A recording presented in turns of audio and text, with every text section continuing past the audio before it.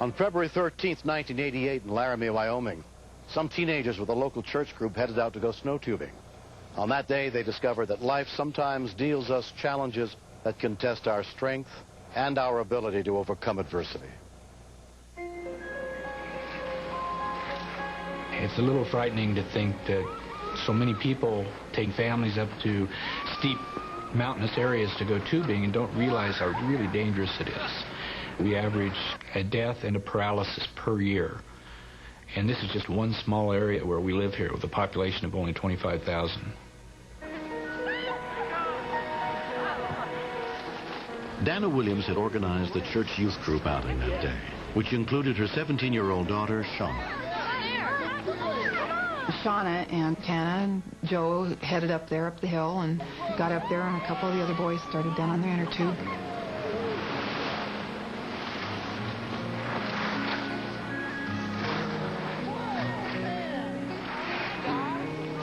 And Shauna and Tana and Joe decided they'd move their inner tube over a little ways, so it looked like a more direct path down the hill.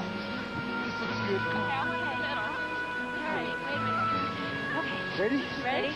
Okay, let's go. Shauna's best friend, Leah Meredith, was watching from nearby. There was no stopping that inner tube at all because it was going so fast. Oh my God, we're going so fast!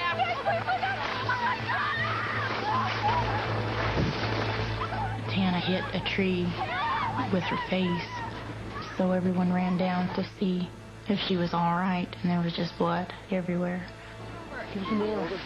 She had some cuts on her face, but she wasn't hurt all that bad.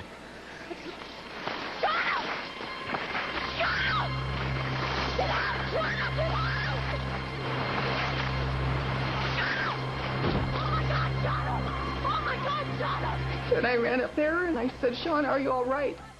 And Shauna's head popped back and her eyes got about as big as saucers. And I thought she was dead. A bystander ran for help. EMT Jim Choate happened to be cross-country skiing in the area. I need some help. There's been a girl hurt up on the hill. Jim, where's she at? I didn't have any medical equipment at all, but by having the medical experience that I did, I thought I might be able to help. Once I realized that Tana was going to be okay, I ran down to Shauna because she still hadn't gotten up, and I had realized at that time that something was wrong. And I said, are you okay? Are you okay? And she said, Mom. She said, Mom, am I dreaming? Wake me up. I can't feel my legs. We're going to get you off the mountain. We're going to get you to the hospital. You're going to be fine. And about that time, out of nowhere, came the EMT. Hi, my name's Jim. I'm an EMT. What happened? I was so thankful that somebody was there that could take charge and do what needed to be done. I want you to squeeze for me, okay? When I was doing my initial assessment, she said she had no feeling in her legs. Also, she complained of some severe chest pain. Push on my hand. It appeared that her level of consciousness was going down and we needed to get her off the mountain. A call for help sent a medic unit from the Laramie Fire Department to the scene.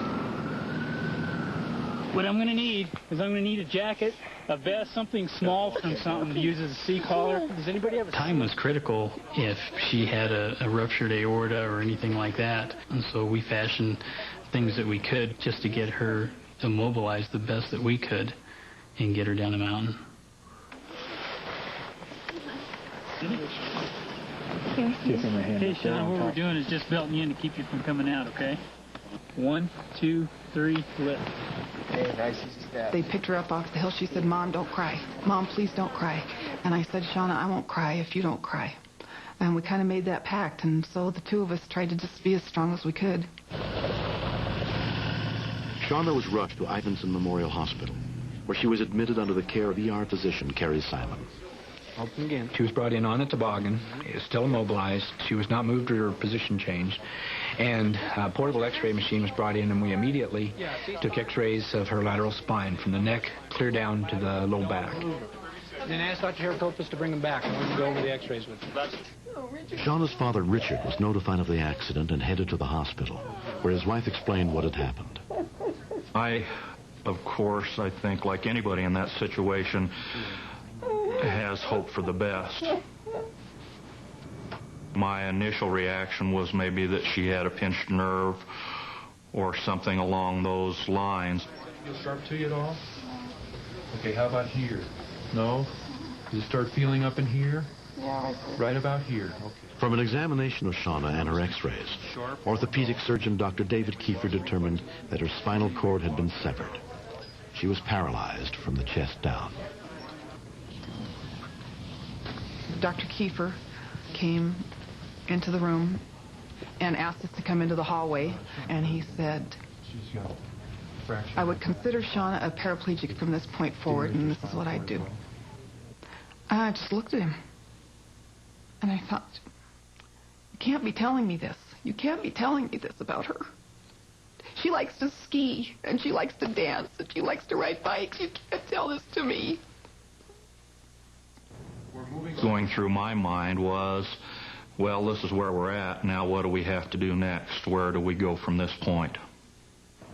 Shauna was transferred to Craig Hospital in Denver to begin daily physical therapy to build up her strength and learn how to cope with her new limitations.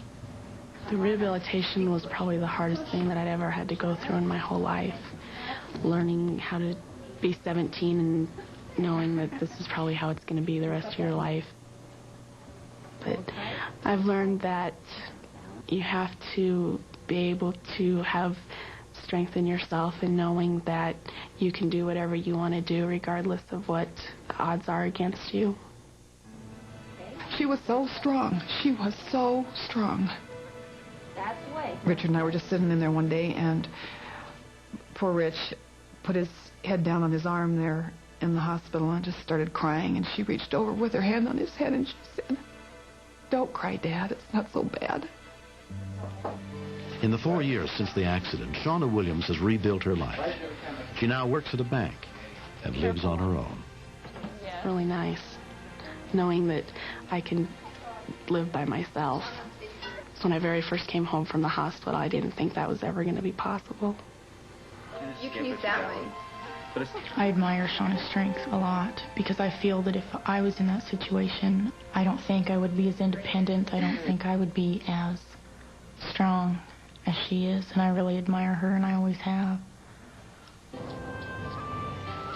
I had always ridden horses before my accident, and so after the accident I decided that I wanted to try it again.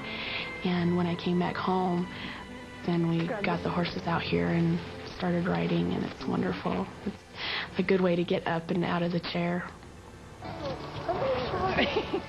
Our dreams really are to be able to start a handicap, wheelchair accessible dude ranch where differently abled people can come and ride horses and go fishing and go snow machining.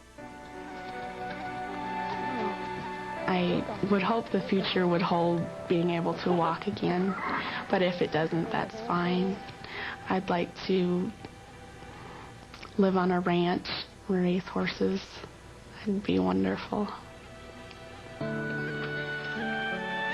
It doesn't matter if you're in a chair or if you're walking, you can do anything you want to do. You might have to do it in a little bit different way, but if you really want to do it, there's nothing that can stop me from doing things that I want to do. I don't feel there's anything I can't accomplish, ever.